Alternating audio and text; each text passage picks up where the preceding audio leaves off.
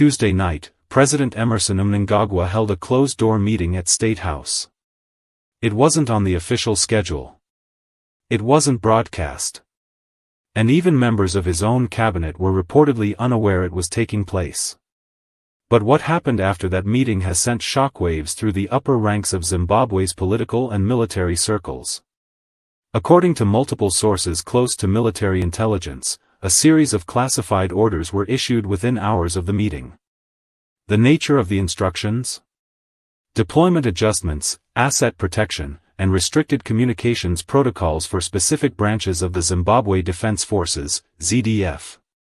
Leaked documents circulating in military WhatsApp channels detail an internal directive labeled OP Shield 7, a term that, until now, was not publicly known.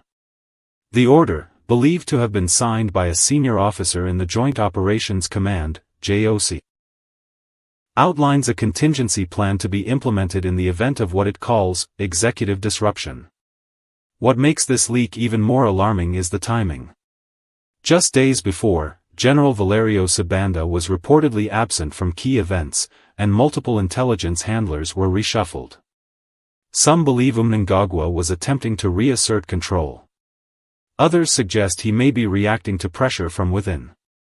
One of the directives in the document instructs unit commanders to initiate bunker rotation drills, usually reserved for wartime scenarios or imminent coups. Another section calls for operational silence, cutting off unnecessary communication between military bases and the media. Even more concerning, the document makes references to potential civilian unrest in the event of a leadership vacuum.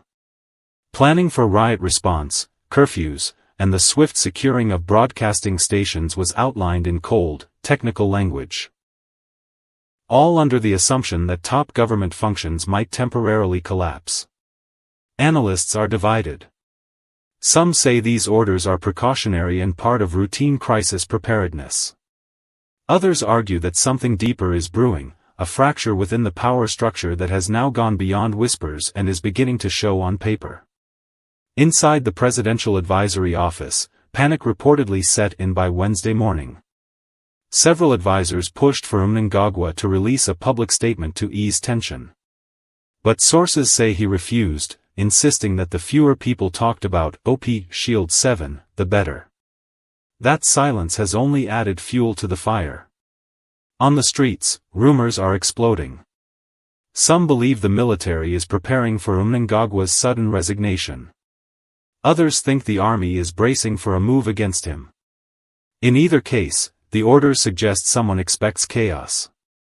Gaza, the ever-watchful whistleblower, dropped another coded message late last night. It read, "When the chessboard shakes, it's not the pawns who fall first." Political insiders claim this latest move might be part of a wider power negotiation involving ZANU-PF heavyweights who no longer trust the president's grip on power. According to one party official, there are now two governments. The one that gives speeches, and the one that gives orders. Meanwhile, Chamisa has stayed quiet. Too quiet. His party released no statements, but several of his allies posted cryptic messages referencing realignment and patriotic intervention. Foreign observers are also alarmed. A UN official stationed in Harare told international media off the record, the region is watching closely. Very closely.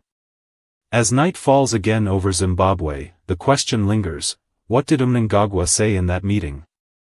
And more importantly, what was said back to him? Because as the secret orders now show, something dangerous is unfolding. Not with a bang. But with quiet, surgical precision. This is no longer a rumor mill. It's a chess game, and someone just moved a piece the president never saw coming. More updates to follow as the leak spreads and responses begin to surface. Meanwhile, reports continue to emerge that suggest internal command chains are being restructured without formal documentation. Mid-level officers have reportedly been instructed to report only to select generals, bypassing usual administrative channels.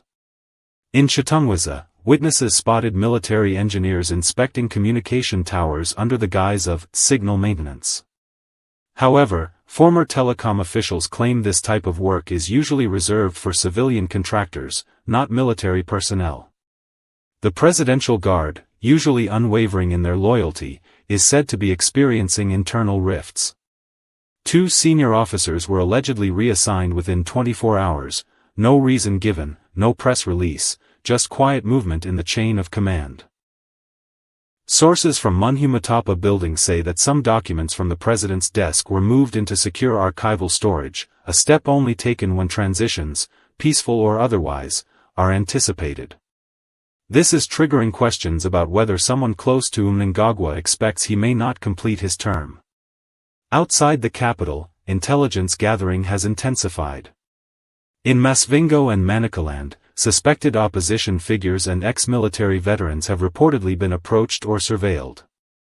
A leaked internal memo cited growing threats of uncoordinated narratives as justification. And yet, in all of this, not a single official explanation has been offered to the public. No denial. No admission. Just silence. For a government that once prided itself on controlling the narrative, the current lack of clarity speaks volumes.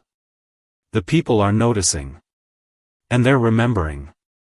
Because the last time this much quiet surrounded Zimbabwe's leadership, it was November 2017. And we all know what came after that.